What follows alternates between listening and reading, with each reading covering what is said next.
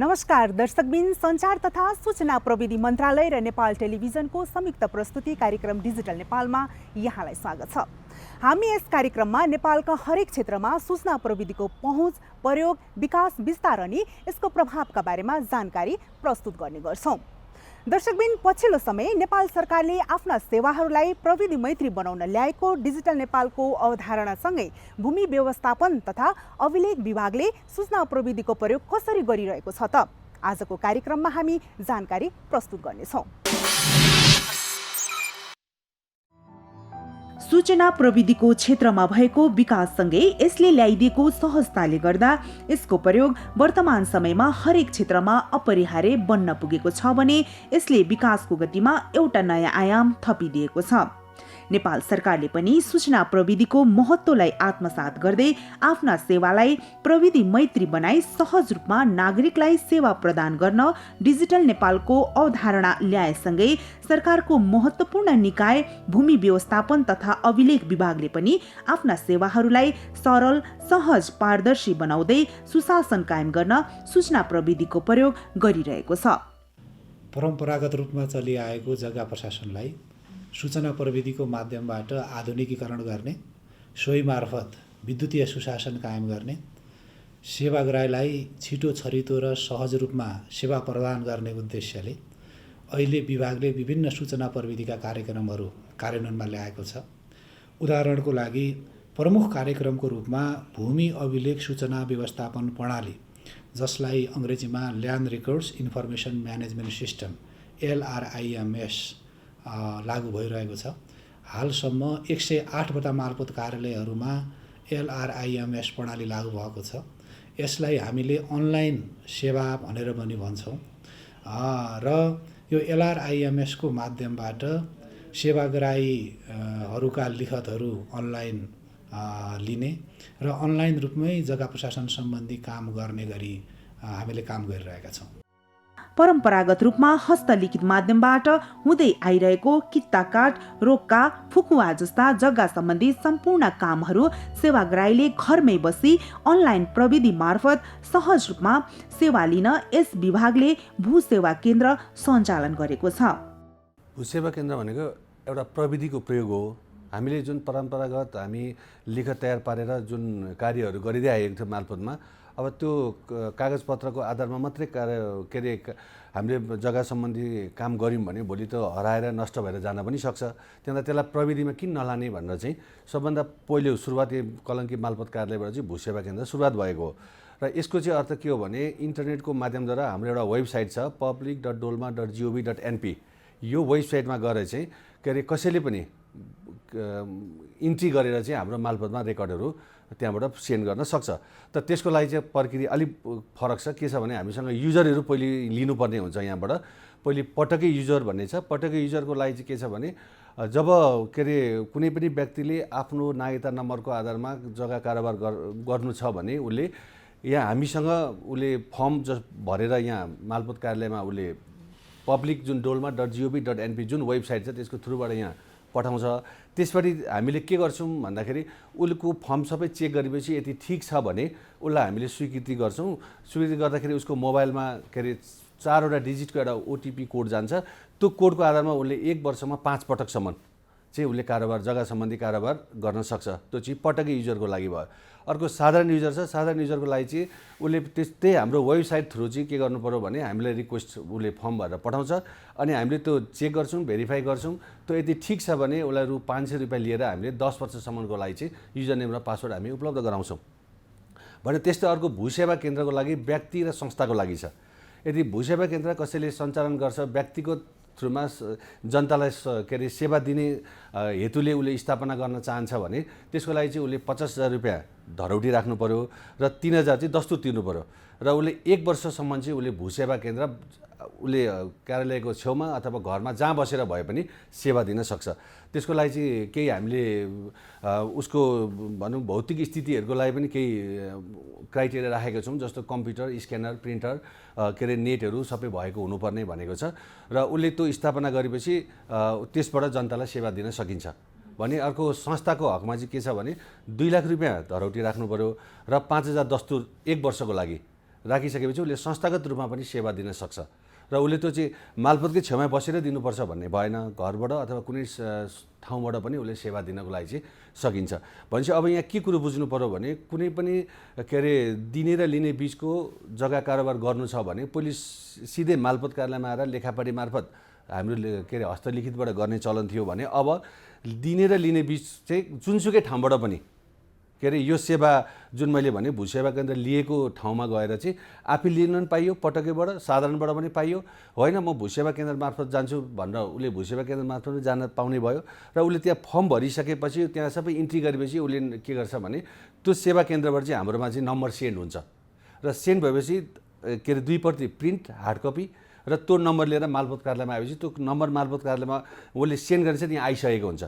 अनि यहाँ हाम्रो सर्भिस डेस्कमा बस्ने साथीहरूले त्यसलाई ओपन गर्नुहुन्छ, त्यहाँ चेक गर्नुहुन्छ, उहाँहरूको फोटो ल्याब चाहिँ सबै यहाँ चेक गरिसकेपछि अनि हाम्रो यहाँ स्टेप के अरे सर्भिस डेस्कबाट अनि के अरे जेआरओ भनेको जुनियर अफिसरकोमा जान्छ, उहाँले सबै भेरिफाई गर्नुहुन्छ, ट्याक्स क्यालकुलेसनदेखि सबै। त्यसपछि एलआरओकोमा जान्छ, एलआरओ भनेको मालपोत अधिकृत, उहाँले सबै कुरो ठिक छ भने त्यसलाई सिस्टमबाट पनि पास गर्नुहुन्छ। तर सिस्टमबाट मात्रै नभएर अहिले हाम्रो के अरे जुन के अरे कागजको आधारको पनि हटाइएको छैन, त्यो पनि सँगसँगै छ। तर यो सबै अपडेट भइसकेपछि हामी कागजको सिस्टम हटाउनेतिर त्यसबारे पहल हुनेछ। अब भूसेवा केन्द्रमा चाहिँ अहिले हामीले तत्काल के गरेको छ भने लिखत होइन, लिखत र रोक्का फुक्वा चाहिँ हामीले भूसेवा मार्फत चाहिँ गरिरहेका छौँ। र अहिले हामीले के गरेको छौँ भन्दाखेरि भूसेवा केन्द्र चाहिँ हामीले स्थानीय निकायलाई पनि अहिले यो कलङ्की अन्तर्गतको 4वटा नगरपालिकाहरूलाई भूसेवा केन्द्र हामीले नगरपालिकालाई हस्तान्तरण गरेर त्यहाँबाट कारोबार पनि सुरु भइसकेको छ।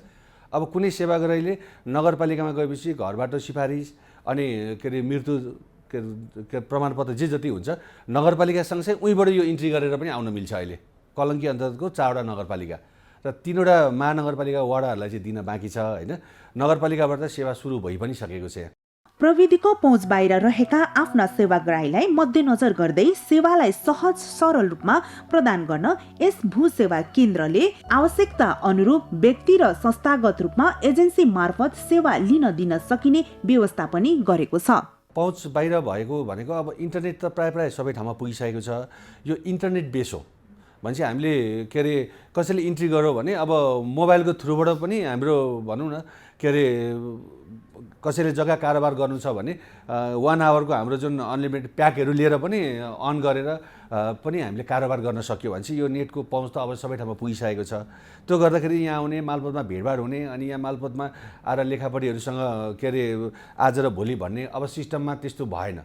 घर बसेर पनि गर्न सक्यो के अरे होइन कुनै म ठाउँमा एजेन्सीमा गएर इन्ट्री गरेर आउँछु भन्दा पनि भयो, स्थानीय निकायबाट आउँछु भने पनि भयो भने चाहिँ यहाँ भिडभाड भएन। अब सबै भिडभाडहरू चाहिँ बाहिर बाँडियो र नेपाल सरकारको अन्तिम लक्ष्य भनेको यो मालपोत कार्यालयको नि हस्तान्तरण गर्ने हो स्थानीय निकायलाई। भनेपछि अब यो मालपोत कार्यालय चाहिँ पछि बिस्तारै जब हामीसँग अपडेट भइसक्छ, अहिले अपडेट त छैन, यो कलङ्की मालपोत 2073 साल फागुन 1 गतेदेखि चाहिँ पूर्ण रूपमा अनलाइन भएको, त्योभन्दा पहिले आंशिक रूपमा थियो। भनेपछि त्यहाँदेखि यताको डकुमेन्ट चाहिँ सबै हामीसँग अनलाइन छ। अब सेवाग्राहीले मालपोत कार्यालयमा आएर अनि यहाँ भिडभाडमै बसेर अथवा आफ्नो बिहानदेखि बेलुकासम्म अमूल्य समय चाहिँ के अरे यहाँ लेखापढीहरूसँग बसेर हस्तलिखित भरेर एकदम जुन टाइम उहाँहरूको कन्ज्युम भइरहेको थियो अब त्यो गर्नु परेन। उहाँहरूले यसको लागि चाहिँ के छ भन्दाखेरि अघि मैले भने जस्तो पटकै युजर लिएर आफै पनि गर्न सक्नुहुन्छ। हामी अब भूसेवा केन्द्र चाहिँ आफै नै अब बनाएर आफै कारोबार आफै गरौँ भनेर म भन्न चाहन्छु। अब भूसेवा केन्द्र मार्फत पनि नगइकन आफै नै यसलाई पटकै युजरकोमा लिउँ अथवा साधारण युजरको लागि 10 वर्षको लागि लिउँ र आफ्नो जग्गा सम्बन्धी कारोबार चाहिँ आफ्नो घरबाटै गरौँ। अनि हामीले के अरे कुनै कारोबार हेर्नु छ भने घरबाटै हेरौँ होइन।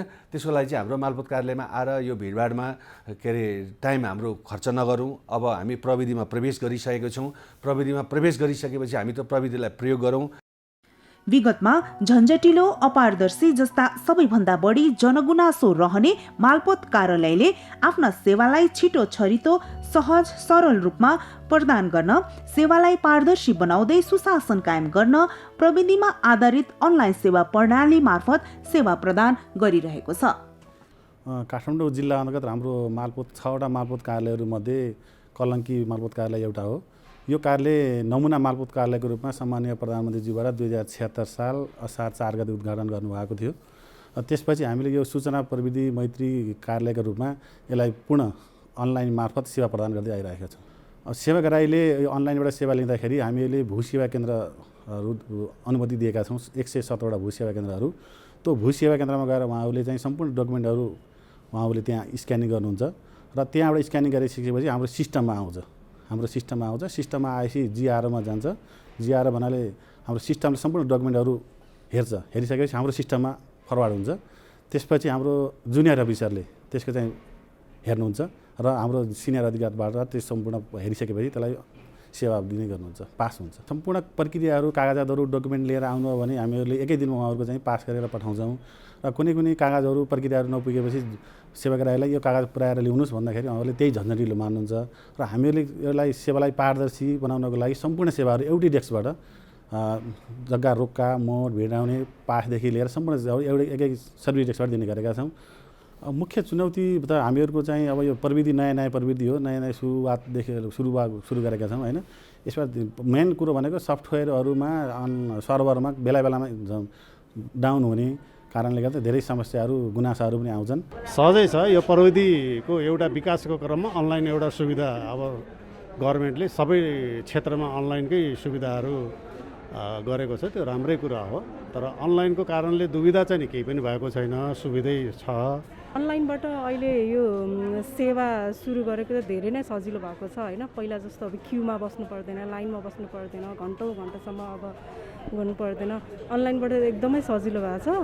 तर कहिलेकाहीँ चाहिँ अब यो सर्भरहरू जाने यताउति त्यसको चाहिँ हामीलाई अब अलिकति प्रि इन्फर्म भयो भने अब हामी कुरिरहनु पर्दैन, सजिलो हुन्छ, दिनभरि कुरिरहनु पर्दैन। यो हेल्प डेस्कहरू हुन्छ नि अरू ठाउँमा चाहिँ जस्तै अनलाइनमा कसैलाई केही समस्या भयो भने चाहिँ उहाँहरूले हेल्प गरिदिनुहुन्छ।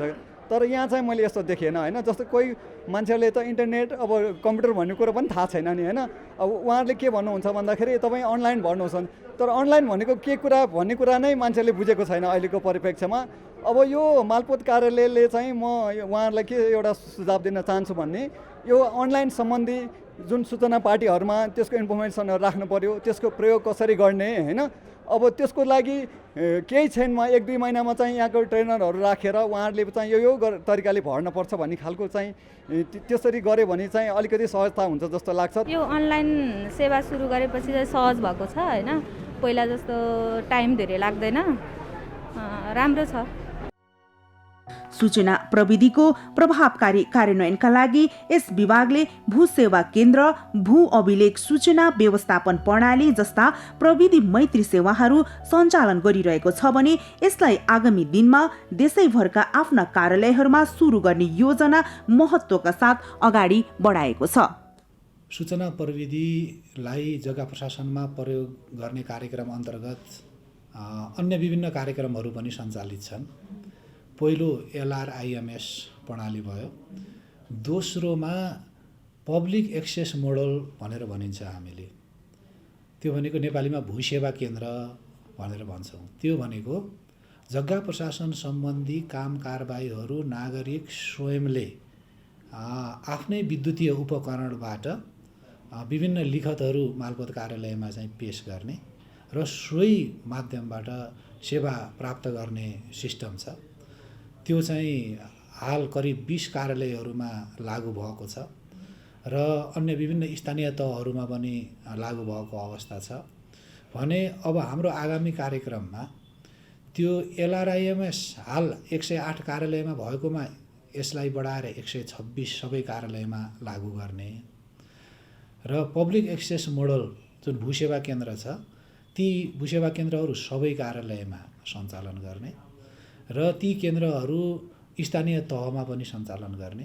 बैंक वित्तीय संस्था कर्मचारी सङ्घ सञ्चय कोषलाई पनि भूसेवा केन्द्रको चाहिँ पहुँच दिने, जसबाट जग्गा प्रशासनको लागि सेवाग्राहीहरू मालपोत कार्यालय जानै पर्ने, त्यहाँ भिडभाड लाउनै पर्ने, त्यहाँका लेखापढी व्यवसायीसँग मात्रै भर पर्नुपर्ने जुन अहिले एक प्रकारको बाध्यात्मक परिस्थिति छ, त्यसलाई हामीले चाहिँ अन्त्य गर्ने गरी हामी अगाडि बढाइरहेका छौँ।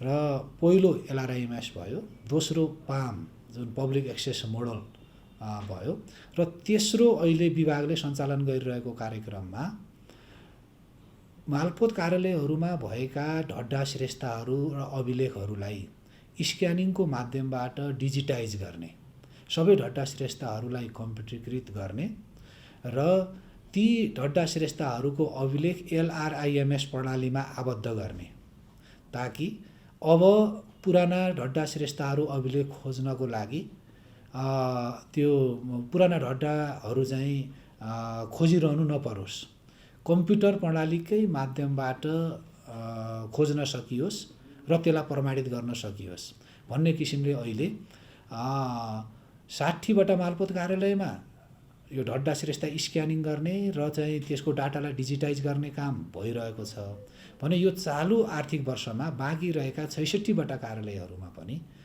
यो ढड्डा श्रेष्ठ स्क्यानिङको काम सम्पन्न गर्ने र त्यो डाटालाई जसलाई हामीले DMS भनिन्छ त्यो डाटालाई चाहिँ LRIMSसँग चाहिँ एकीकरण गर्ने र सम्पूर्ण रूपमा चाहिँ मालपोत कार्यालयहरूको सेवा अनलाइनमा जाने गरी हामीले योजना बनाइरहेको अवस्था छ।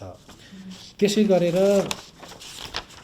अन्य सूचना प्रविधिका कार्यक्रमहरूमा हामीले आजसम्म 40वटा मालपोत कार्यालयहरूमा CC क्यामेरा IP क्यामेरा जडान गरिसकेका छौँ र अहिले हामीले यहाँबाट पनि देख्न सक्छौँ। मैले कुनै कार्यालयको त्यो गतिविधि यहाँबाट निहालिरहेको छु र IP क्यामेराको माध्यमबाट विभागले र मन्त्रालयले कार्यालयमा के गतिविधि भइरहेका छन् भन्ने कुरा चाहिँ निगरानी गर्न सक्छ भने कार्यालयको सुरक्षा र एउटा सेवाग्राहीको अवस्था समेतलाई IP क्यामेराबाट हेर्न सकिने अवस्था छ। यसले पनि सुशासनमा केही चाहिँ सहयोग गरेको छ भन्ने हाम्रो एउटा बुझाइ छ। स्थानीय सरकार सञ्चालन ऐन 2074मा व्यवस्था गरे अनुसार कित्ता काट, रजिस्ट्रेसन, रोक्का फुकुवा जस्ता जग्गा सम्बन्धी आधारभूत कामहरू स्थानीय तहमा हस्तान्तरणको तयारी गरिरहेको यस विभागले सेवालाई पूर्ण रूपमा सूचना प्रविधि मैत्री बनाउन प्राथमिकताका साथ तयारी गरेको छ। नेपालको संविधानले जग्गा प्रशासन सम्बन्धी आधारभूत कामहरू स्थानीय तहबाट हुने गरी व्यवस्था गरेको छ र स्थानीय सरकार सञ्चालन ऐन 2074ले पनि जग्गा प्रशासनका आधारभूत कामहरू जस्तो जग्गाको रजिस्ट्रेसन गर्ने, रोक्का फोक्का, कित्ता काट जस्ता विषयहरू कामहरू स्थानीय तहबाट हुनुपर्छ भनेर व्यवस्था गरेको छ। वास्तवमा संघीयताको मर्म पनि त्यही हो। नागरिकहरूले आफूको सबैभन्दा नजिकको सरकारबाट आधारभूत सेवाहरू प्राप्त गर्नुपर्छ। नागरिक सरकारको दैलामा जाने होइन कि सरकार नागरिकको दैलामा पुग्नुपर्छ भन्ने मान्यता संघीयताको मान्यता हो। यही अनुसार चालु आर्थिक वर्षको नीति कार्यक्रम तथा बजेटमा नेपाल सरकारले केही स्थानीय तहहरूमा मालपोतका आधारभूत सेवाहरू हस्तान्तरण गर्ने भनेर बोलिसकेको अवस्था छ र त्यसको तयारीमा अहिले विभाग र मन्त्रालय जुटिरहेको छ र यो स्थानीय तहमा सेवा हस्तान्तरण गर्ने कामको लागि पनि सूचना प्रविधिको प्रयोग बढाउनु हामीलाई चाहिँ अत्यावश्यक भएको छ। अब हामीले कस्तो योजना बनाइरहेका छौँ भने स्थानीय तहमा सेवा हस्तान्तरण गर्दाखेरि फेरि हामीले त्यही पुराना ढड्डा श्रेष्ठता र ठेलीहरू चाहिँ हस्तान्तरण गऱ्यौँ, फेरि पनि ती पुराना कागजपत्रमा नै खेल्नु पर्यो भनेदेखि स्थानीय तहमा पनि सुशासन कायम हुन सक्दैन। त्यसकारण स्थानीय तहमा सेवा हस्तान्तरण हुनुभन्दा पहिला सबै कार्यालयहरूमा भूसेवा केन्द्र लागू गर्ने, स्थानीय तहमा पनि भूसेवा केन्द्र लागू गर्ने, अहिले मालपोत कार्यालयमा भएका सबै ढड्डा श्रेष्ठताहरूलाई चाहिँ स्क्यान गरेर डिजिटाइज गर्ने, फुल्ली अनलाइन प्रणालीमा जाने र स्थानीय तहलाई त्यो अनलाइनको एक्सेस पहुँच स्थानीय तहलाई दिने, ताकि स्थानीय तहबाट पुरा रूपमा चाहिँ अनलाइन विद्युतीय माध्यमबाट मात्रै सेवा प्रवाह होस् भन्ने किसिमले अहिले हामी तयारी गरिरहेका छौँ। मोबाइल, इन्टरनेट जस्ता प्रविधिको पहुँच बाहिर रहेका सेवाग्राहीलाई ध्यानमा राख्दै यस विभागले विभिन्न कार्यक्रमहरू पनि गरिरहेको छ। अब यो सूचना प्रविधि अथवा यो हाम्रो सफ्टवेयरहरू, हाम्रो अनलाइन सिस्टम एकदम सरल, सहज र नागरिकले चाहिँ सहजै उपयोग गर्न सक्ने अवस्थाको हुनुपर्छ भनेर यसको सरलीकरणको तिर पनि लागेका छौँ भने र हाम्रो सबै कार्यालयहरूमा हामीले हेल्प डेस्क र सर्भिस डेस्कहरू पनि राखेका छौँ र यसको सबैभन्दा ठुलो एउटा उपाय के हो भन्ने मलाई लाग्छ भने अहिले मालपोत कार्यालयहरूबाट भइरहेका यी सेवाहरूलाई हामीले विभिन्न स्थानीय तहहरूमा हस्तान्तरण गऱ्यौँ भनेदेखि त्यहाँ स्थानीय तहबाटै नागरिकहरूले त्यो सहयोग लिन सक्छन्। सक्नेले आफै के अरे यो चाहिँ लिखतहरू पेस गर्न सक्नुहुन्छ। नसक्नेले स्थानीय तहबाट त्यहाँ कर्मचारी जनप्रतिनिधि भनौँ न सेवा लिन सक्नुहुन्छ भन्ने किसिमले हामी अगाडि बढेका छौँ र यसमा चाहिँ यो प्रविधिको साक्षरता कर्मचारीलाई पनि आवश्यकता छ र सेवाग्राहीलाई पनि आवश्यकता छ।